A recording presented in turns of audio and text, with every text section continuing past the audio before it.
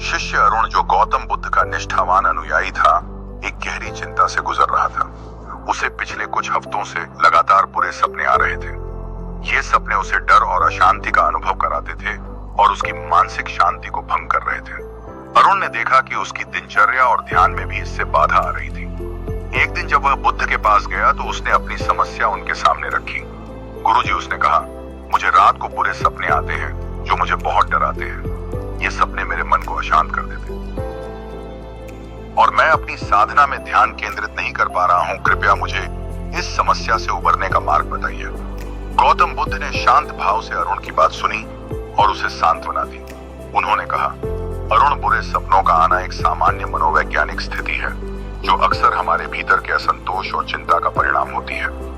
इस समस्या का समाधान हमारी आंतरिक स्थिति को सुधारने और अपने विचारों को संतुलित करने में है।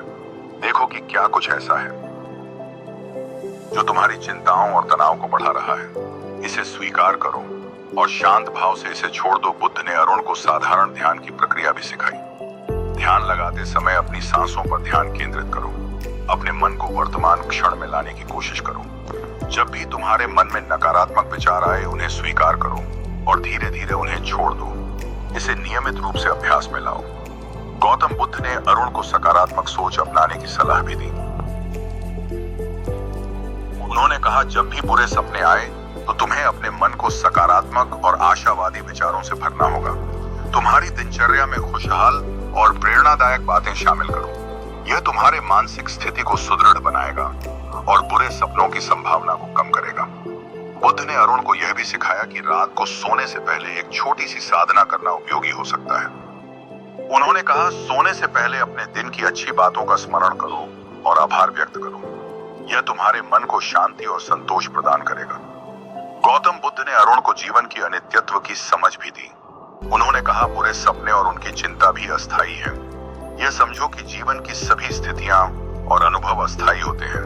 बुरे सपने भी इसी अस्थायी स्थिति का हिस्सा हैं। जब तुम इस तथ्य को समझोगे तो उनका प्रभाव कम होगा।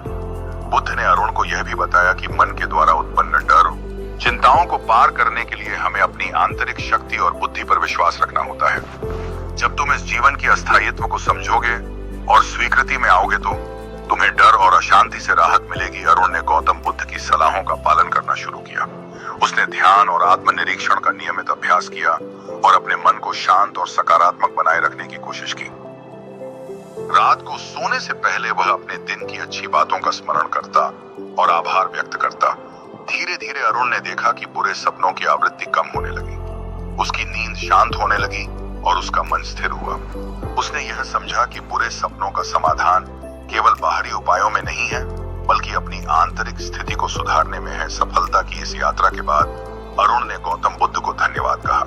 उसने महसूस किया कि मानसिक शांति और संतुलन पाना ही बुरे सपनों से छुटकारा पाने का सही तरीका है। अपनी समस्याओं का समाधान खुद खोजा और खुद को आत्मसात किया।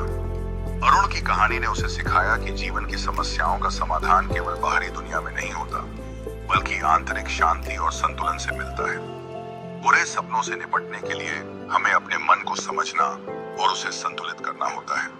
गौतम बुद्ध की शिक्षाएं हमें यह सिखाती हैं कि बुरे सपनों और मानसिक अशांति से निपटने के लिए हमें अपने मन को शांत और संतुलित रखना आवश्यक है। ध्यान, आत्मनिरीक्षण, सकारात्मक सोच और जीवन की अस्थायित्व को समझना इन समस्याओं से निजात पाने के महत्वपूर्ण उपाय हैं।